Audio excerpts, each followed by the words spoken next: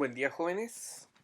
En esta última sesión, de manera sincrónica, hablaremos acerca de las soluciones y las unidades de concentración. Asimismo, veremos algunos conceptos relativos a las propiedades de las soluciones. Como objetivos, vamos a definir conceptos asociados a soluciones, definir y realizar cálculos asociados a unidades de concentración. Debemos recordar que muchas de las reacciones químicas ocurren mediante la colisión de reactantes y siempre deben cumplir las leyes que gobiernan la materia. Es posible predecir la cantidad de producto obtenido conociendo los moles de los reactantes.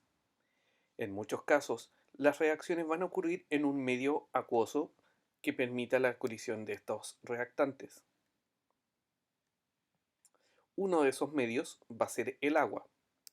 El agua es la sustancia más abundante en la corteza terrestre, alrededor del 71% corresponde a este elemento.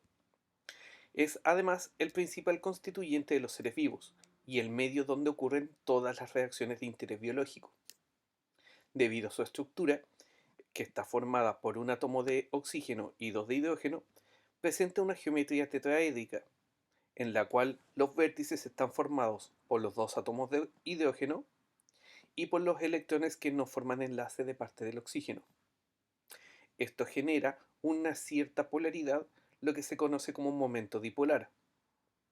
Debido a las características propias del agua, esta molécula tiene la capacidad de formar interacciones débiles de tipo no covalente, que le otorgan propiedades que favorecen la vida. Dentro de estas interacciones débiles, una de las más importantes es el puente de hidrógeno, un enlace débil que se forma entre un átomo electronegativo, como el oxígeno o el nitrógeno, y un átomo de hidrógeno unido a otro átomo electronegativo. Debido a la naturaleza de esta interacción débil, es mucho más débil que un enlace covalente. Para poder romper un puente de hidrógeno, se requiere una décima parte de la energía necesaria para romper un enlace covalente entre oxígeno e hidrógeno. Este puente de hidrógeno no es un enlace exclusivo del agua, ya que se presenta también en otras moléculas, como las bases nitrogenadas en el ADN y en múltiples proteínas.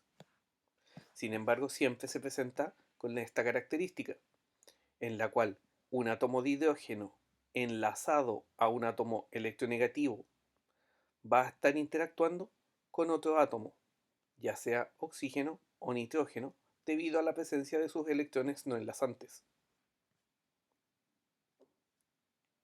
Debido a la presencia de puentes de hidrógeno, cada molécula de agua puede establecer hasta 4 de estos puentes. En este caso, sería cuando formamos el hielo, es decir, a temperaturas por debajo de los 0 grados Celsius.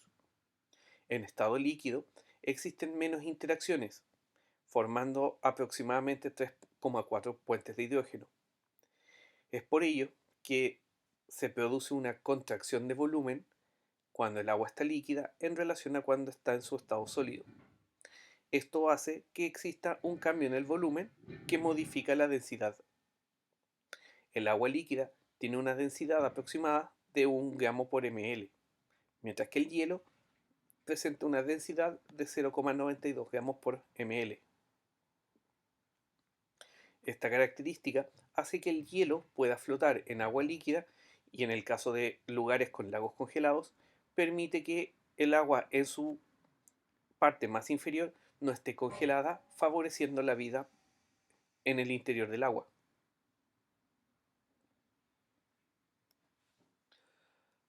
De manera adicional, la presencia de los puentes de hidrógeno genera alteraciones en sus propiedades como solvente. Por ejemplo, presenta un elevado calor específico, esto es, el calor o energía necesaria para elevar la temperatura del agua de 1 gramo en 1 grado Celsius. También presenta un elevado calor de vaporización, la energía necesaria para vaporizar 1 gramo de agua. Existen dos propiedades adicionales, que son la elevada tensión superficial y la elevada viscosidad. En el caso de las temperaturas de fusión y ebullición, se requiere una gran cantidad de energía para convertir el agua en su estado gaseoso. Asimismo, La diferencia de temperaturas entre estos dos puntos genera un amplio rango de temperaturas en la cual el agua se encuentra en un mismo estado, que sería el estado líquido. En el caso de otros solventes como el metanol o el etanol, sus puntos de fusión son muy bajos, bordeando los 100 grados bajo cero, pero sus puntos de ebullición también son bastante bajos, lo que hace que ante un aumento de temperatura estos se puedan evaporar con facilidad,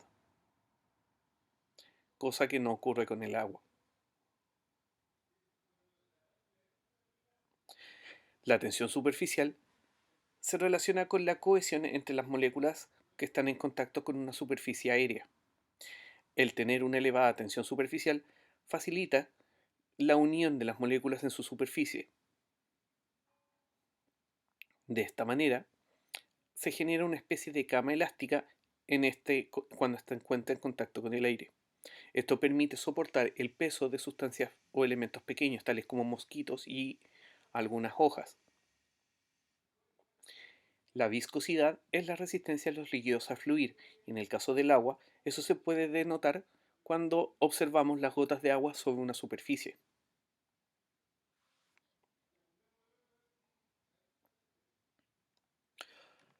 Además de los puentes de hidrógeno, existen interacciones iónicas, en las cuales el agua, debido a sus características dipolar, es capaz de interactuar con sustancias iónicas, como lo vimos anteriormente en el caso del cloro o del sodio que forman iones en solución. Estos son rápidamente rodeados por moléculas de agua, lo que los vuelve mucho más estables que si estuvieran en un estado aislado.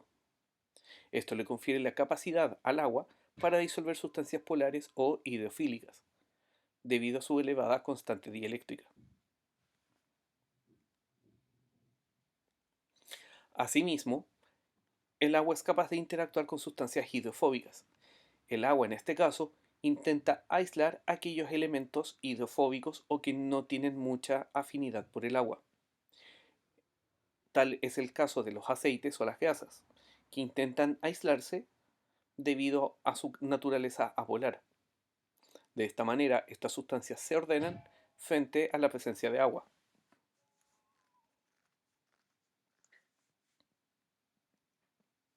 Finalmente, las fuerzas de Van der Waals es un tipo de interacción débil entre nubes de electrones de dos átomos no cargados. En el caso del agua, debido a la presencia de estos dipolos, la molécula de agua es capaz de orientar las nubes de electrones de manera tal de generar un dipolo aún teniendo una sustancia de carácter neutro. Estas interacciones de Van der Waals ocurren a distancias mucho mayores que las distancias que permiten formar los enlaces covalentes.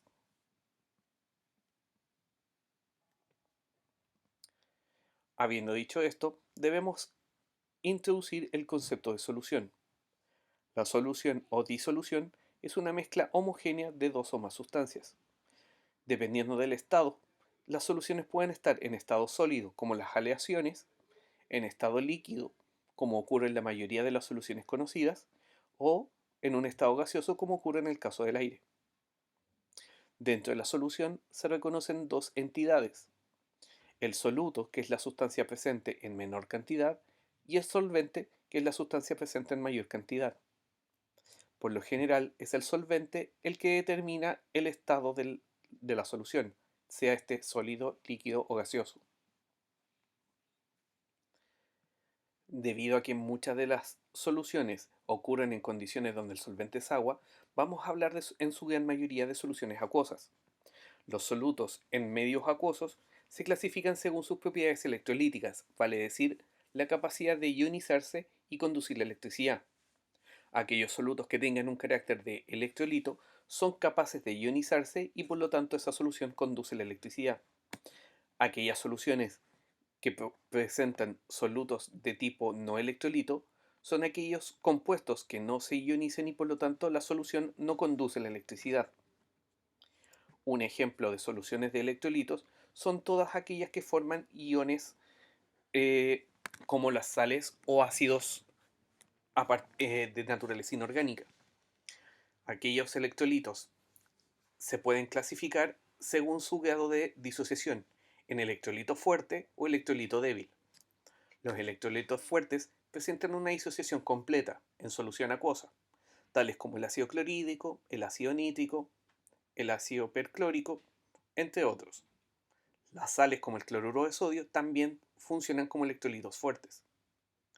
Aquellos elementos que conducen débilmente la electricidad se denominan electrolitos débiles y suelen ser sustancias de naturaleza orgánica, como el ácido acético. También algunos componentes de naturaleza disociativa débil, es decir, que solamente puede ionizarse de manera muy débil, tales como el amoníaco, el fluoruro de hidrógeno o la misma molécula de agua. Compuestos que no conducen la electricidad y por lo tanto son de carácter no electrolito están la urea, el metanol, el etanol o los carbohidratos como la glucosa y la sacarosa.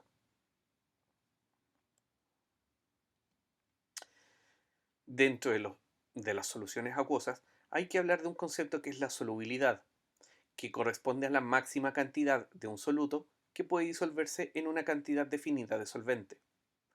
Esto es debido a que los solutos no son capaces de disolverse de forma infinita.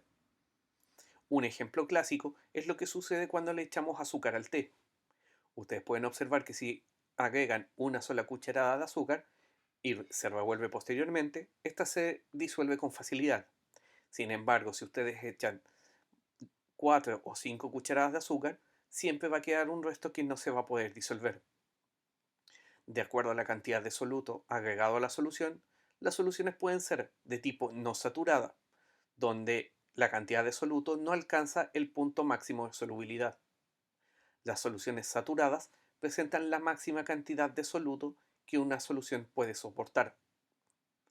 Las soluciones sobresaturadas son aquellas soluciones donde hay mayor cantidad de soluto que la solubilidad permitida. Si bien es posible preparar soluciones sobresaturadas donde no ocurra la presencia de un sólido, esta requiere un cambio de temperatura importante. Eso significa que al momento de enfriarse empieza la cristalización del soluto.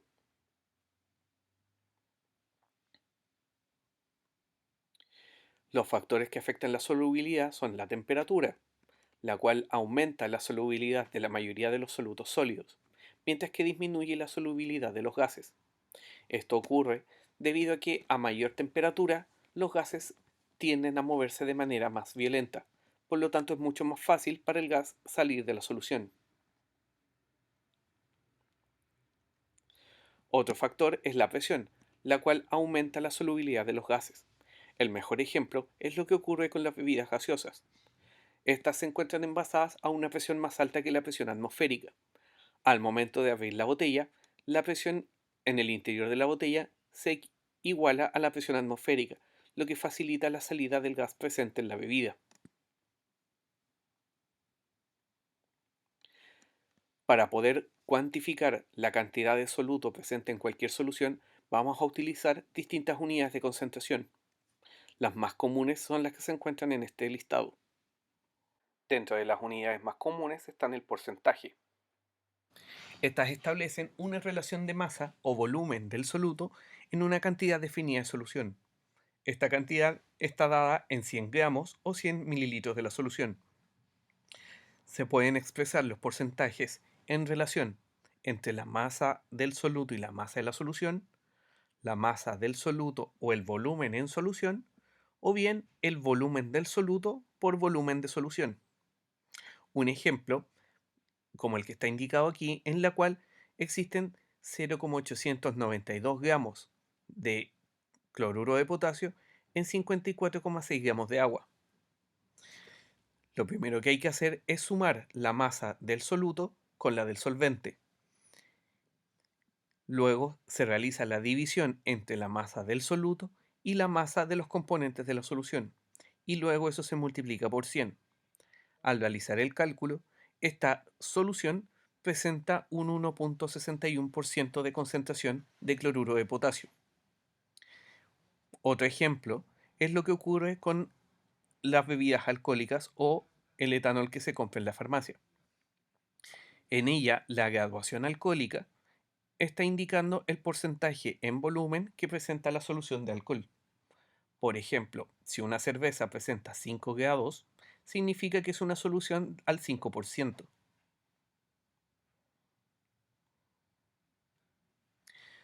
Otra de las unidades más comunes es la molaridad, la cual indica los moles de soluto en un litro de solución. Con menor frecuencia se utiliza la molalidad, en la cual se refiere a los moles de soluto disueltos en un kilogramo de solvente. No hay que confundir estas dos unidades, ya que la molaridad involucra un litro de solución, mientras que la molalidad se toma como referencia un kilogramo de solvente. Otro concepto menos utilizado es la de fracción molar, que equivale al número de moles de soluto en relación a la suma de los moles totales de los componentes en solución. La suma de todos los valores de fracción molar debe ser igual a 1. Otra unidad utilizada principalmente en situaciones de minería o contaminación ambiental son las partes por millón, que se utilizan para concentraciones muy bajas. En este caso se toma como referencia la masa presente del soluto en alrededor de 1 millón de partes o la masa de la solución. Es por eso que esta unidad se utiliza solamente en cantidades muy pequeñas. Finalmente, la osmolaridad, que corresponde a los moles de todas las especies en solución por un litro de solución. Es necesario indicar que en este caso, cuando hablamos de especies, se refiere tanto a los iones como a los compuestos presentes dentro de la solución. Un ejemplo de esto es lo que ocurre con una mezcla de cloruro de sodio y glucosa en una solución determinada. Si tenemos presente 0,01 mol de cloruro de sodio y 0,1 mol de glucosa en un litro de solución, para poder calcular la osmolaridad debemos considerar de manera individual el aporte del sodio, del cloruro y de la glucosa. Al sumar los moles presentes en la solución, obtenemos una osmolaridad de 0,12 osmoles. Este cálculo de concentración es importantísimo para la mantención de nuestros líquidos corporales. Para que ustedes tengan una referencia, nuestra sangre tiene un equivalente a 0,29 osmoles por litro y en ella encontramos iones tales como el sodio, bicarbonato, algunas proteínas, aminoácidos, azúcares, entre otros componentes. Debido a la presencia de solutos en solución, existen ciertas propiedades que se pueden modificar. Las propiedades coligativas son las propiedades que dependen del número de partículas del soluto en la solución y son independientes de su naturaleza. Estas cuatro propiedades coligativas son la presión de vapor o la tendencia del vapor a escapar, el punto de fusión y de ebullición, que son las temperaturas a las cuales la solución se convierte en líquido o en gas, y la presión osmótica. La mayor presencia de solutos en una solución reduce la presión de vapor. El mejor ejemplo es lo que ocurre cuando estamos hirviendo agua y agregamos sal. Al momento de hacerlo, disminuimos la presión de vapor, por lo tanto el agua le cuesta más poder evaporarse en dicha solución, lo que hace necesario que agreguemos mayor cantidad de temperatura. Asimismo, el punto de fusión se ve disminuido, haciendo que sea más fácil encontrar el agua en un estado líquido a temperaturas más bajas. Un ejemplo de esto es que en ciudades como en ciudades del sur de Chile o en cualquier parte donde exista hielo en las calles, es posible fundir el hielo agregando un poco de sal. Asimismo, aumenta el punto de ebullición, asociado también a la disminución en la presión de vapor. Por lo tanto, necesita aumentar la temperatura para poder aumentar el vapor de agua. Estos tres elementos se producen debido a la disminución de la concentración efectiva de agua debido a la presencia del compuesto en solución.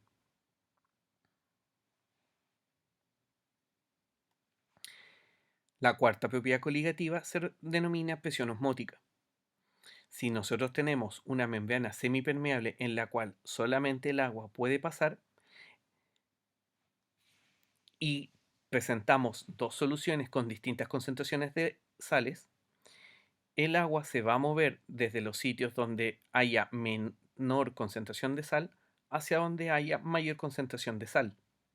Este movimiento de agua se denomina osmosis y ocurre siempre a través de barreras semipermeables. La presión osmótica es la fuerza necesaria para resistir el movimiento a través de esta membrana. Es posible cuantificar la presión osmótica utilizando la ecuación de Banov, en la cual la presión osmótica, o pi, es equivalente a la osmolaridad de la solución, la cual puede ser calculada a través de estos dos valores, el factor de Banov y la concentración molar. Para terminar de calcular la presión osmótica, además de la osmolaridad, debemos considerar el valor de constante de los gases y la temperatura absoluta en grados Kelvin. Para poder determinar cuál es el factor de Banov, debemos conocer cuál es la naturaleza de la especie que está en solución. Aquellas soluciones que no se disocian o que no forman iones presentan un valor del factor de Banov igual a 1. En el caso del cloruro de sodio, al diluirse en solución, este genera dos iones, por lo tanto su factor Banov debería ser cercano a 2. En el caso de otros compuestos como el cloruro de hierro, en este caso se forman 4 iones, un ion de hierro y 3 iones de cloro. Por lo tanto, su factor Banov debiera ser 4. Sin embargo, estos valores teóricos suelen tener ligeras diferencias con el valor medido. Para efectos prácticos, siempre vamos a tomar como referencia el factor teórico.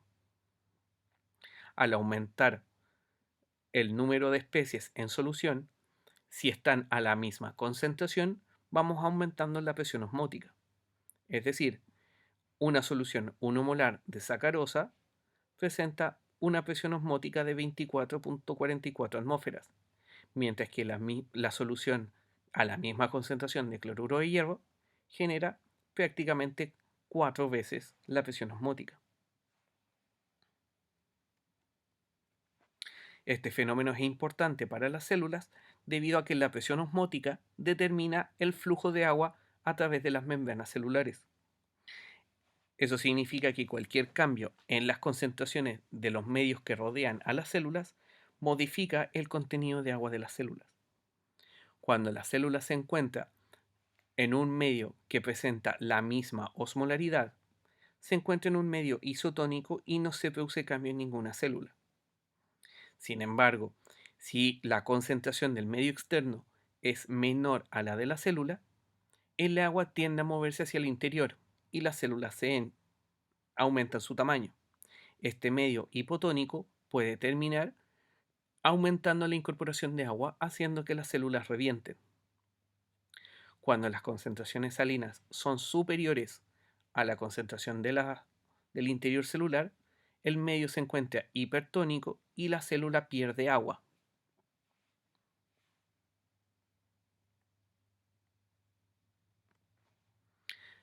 Como les decía hace un momento atrás, la osmolaridad aproximada de los líquidos plasmáticos bordea los 0,28 o 0,29 osmoles por litro.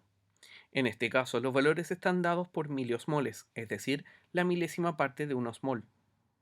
Estamos hablando de concentraciones donde el sodio presenta 142 milimoles por litro, lo que equivale a 142 miliosmoles por litro.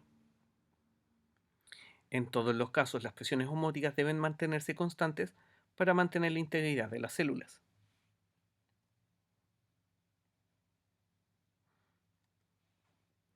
Otro concepto asociado a la presencia del agua tiene que ver con su capacidad ácido-base. La teoría actual en relación a los compuestos ácidos y básicos se refiere a que los ácidos son capaces de donar un protón y las bases son capaces de aceptar un protón. En toda solución ácido-base siempre existirá estas dos entidades, una especie que dona el protón y otro que lo acepta. Considerando estas definiciones, el agua pura tiene la capacidad de disociarse en forma parcial irreversible, esto es, generando dos iones, el ion hidrógeno o protón y el ion hidroxilo. Considerando esto, una molécula de agua puede actuar como un donante de protones y considerarse una molécula ácida. Sin embargo, otra molécula de agua es capaz de aceptar dicho protón, por lo tanto también posee esta capacidad de funcionar como base.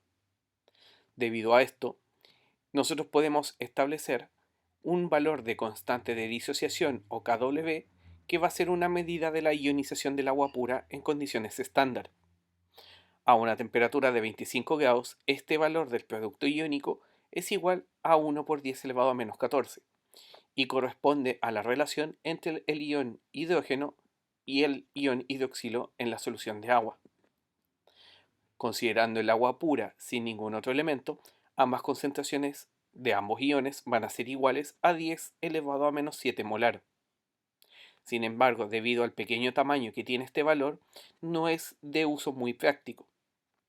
Para simplificar el manejo de la concentración del ion hidrógeno, se utiliza una fórmula denominada pH, en la cual el pH es igual al menos logaritmo en base 10 de la concentración molar del ion hidrógeno. Al utilizar este valor, podemos generar lo que se conoce como la escala de pH, una escala que nos va a indicar indirectamente cuál es la concentración del ion hidrógeno y por consiguiente el carácter ácido o básico de una solución. Cuando el pH tiene un valor igual a 7, significa que las concentraciones de el ion hidrógeno y el hidroxilo son iguales a 10 elevado a menos 7. Por lo tanto, se dice que la solución es una solución neutra. Cuando el pH disminuye de este valor, significa que hay mayor predominio del ion hidrógeno. Por lo tanto, la solución tiene un carácter ácido. Eso significa que los pHs desde 0 a 6,99 tienen mayor predominio de protones. Para aquellos valores de pH superiores al valor igual a 7, significa que hay mayor predominio del ion hidroxilo en comparación al ion hidrógeno. Estas soluciones tienen un carácter básico o alcalino. Aquí podemos encontrar algunas soluciones comunes y sus pHs aproximados.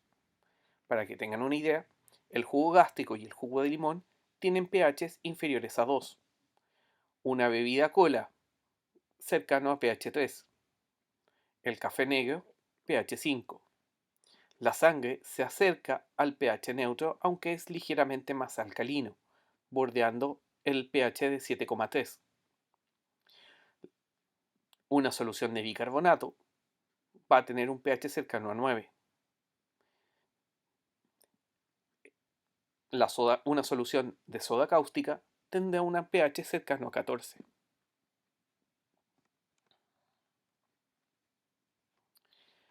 Para poder evaluar cuál es el grado de disociación de un ácido o una base, se utiliza como referencia su comportamiento en una solución acuosa, vale decir, la capacidad de ionizarse tanto el ácido como base en agua. Para ello se va a generar un valor de constante que es la constante de disociación ácida, en el caso de los ácidos, o una constante de disociación básica, en el caso de las soluciones alcalinas. Estos no son más que relaciones en sus constantes de equilibrio. La constante de disociación ácida establece la relación entre los iones generados por el ácido y la concentración del ácido original. De manera análoga, la constante de disociación básica compara los iones formados por la disociación de la base y la concentración de la base original. Entre mayor sea el valor de estas constantes, mayor es la disociación de la sustancia. En el caso de los ácidos débiles, podemos utilizar la constante de disociación para establecer una relación con el valor de pH. Si reorganizamos el valor de la constante de disociación ácida y dejamos el valor de concentración a un lado de la igualdad y el resto de los elementos en el otro lado, podemos aplicar la fórmula de menos logaritmo a toda esta expresión. Eso significa que el menos logaritmo de hidrógenos será igual al menos logaritmo de esta expresión. Al despejarla por reglas de logaritmos y simplificar, obtenemos esta fórmula, donde el pH es igual al valor del pKa o menos logaritmo de la constante de disociación ácida, más el logaritmo de esta relación entre esta base conjugada y el ácido sin disociar. Esta expresión se conoce como la ecuación de Henderson-Hasselbalch y es de gran utilidad para conocer el pH de una solución de ácido o base débil a partir de las concentraciones de las sustancias en la dilución. En resumen, las interacciones débiles presentes en el agua permiten la existencia de la vida y le otorgan la propiedad de ser un solvente universal. Una solución se forma a partir de un solvente y uno o varios solutos, los que siempre están en menor cantidad que el solvente. La presencia de solutos en solución modifica las propiedades físicas de la misma. El agua se disocia en dos iones de concentraciones bajas, el ion hidrógeno y el ion hidroxilo, y puede funcionar tanto como ácido o como una base.